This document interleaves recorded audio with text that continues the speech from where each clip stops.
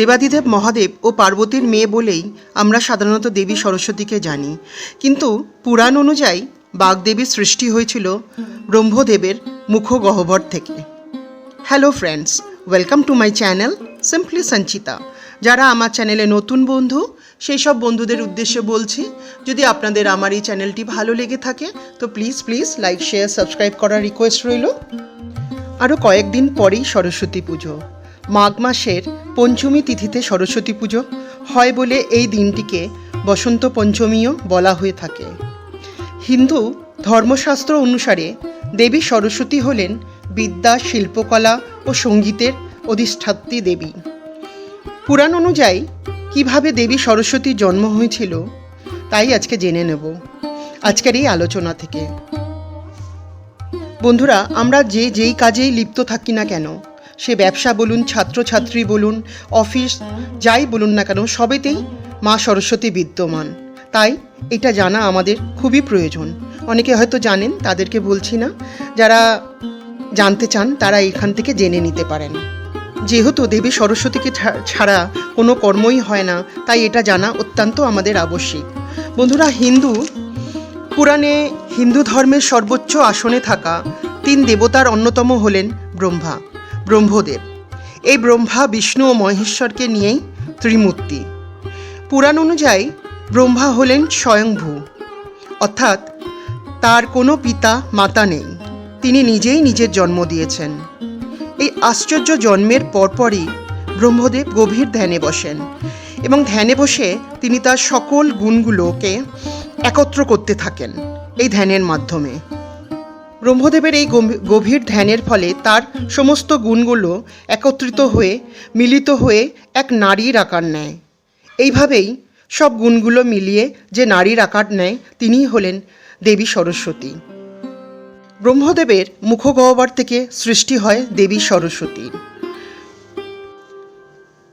ব্রহ্মদেবের প্রথমে একটি মুখগহ্বর ছিল, কিন্তু অত্যন্ত সুন্দর এই দেবী সরস্বতীকে দর্শন করার জন্য আরও 4টি মুখের সৃষ্টি করেন ব্রহ্মদেব নিজের।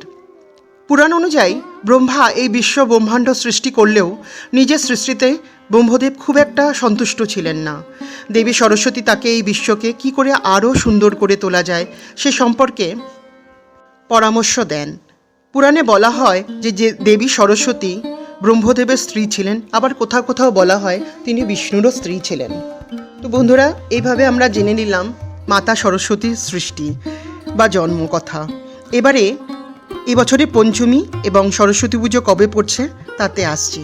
বন্ধুরা, 2024 সালের ফেব্রুয়ারি মাসের 13 তারিখে পঞ্চমী পড়ছে, বেলা 2:41। দিনটি হলো মঙ্গলবার এবং বুধবার এই পঞ্চমী থাকবে দুপুর 12টা পর্যন্ত। সেই জন্য যেহেতু সকালটা বুধবার দিন পাওয়া যাবে, সেই জন্য বুধবার দিনটাকে শুভ মুহূর্ত বলা হয়েছে সরস্বতী পুজোর জন্য। বন্ধুরা, এখন আমি সরস্বতী পুজোর পুষ্পাঞ্জলি মন্ত্রটা বলবো। সরস্বতী পুজোর দিন সকাল সকাল ঘুম থেকে উঠে উপবাস করে দেবী সরস্বতীর উদ্দেশ্যে পূজা পাঠ করে অঞ্জলি প্রদান করা হয়ে থাকে। কিন্তু বিদ্যার দেবী বা বাগদেবীর পূজায় পুষ্পাঞ্জলি মন্ত্রটি খুবই গুরুত্বপূর্ণ। এই দিন পুরোহিত পাওয়া খুবই মুশকিল হয়ে পড়ে, কারণ ওনারা অন্য বহু পূজায় ব্যস্ত থাকেন। আমরা নিজেরাই নিজেদের মনের মতো করে দেবী সরস্বতীকে সাজিয়ে এই মন্ত্রে পুষ্পাঞ্জলি দিতে পারি। মন্ত্রটি হলো ওম জয় জয় দেবী চরাচর সারে কুচযোগ শোভিত মুক্তা হারে বীণা রঞ্জিত পুস্তক হস্তে ভগবতী ভারতী দেবী নমস্তুতে। নমো ভদ্রকাল্যে নমো নিত্যং সরস্বত্যে নমো নমঃ।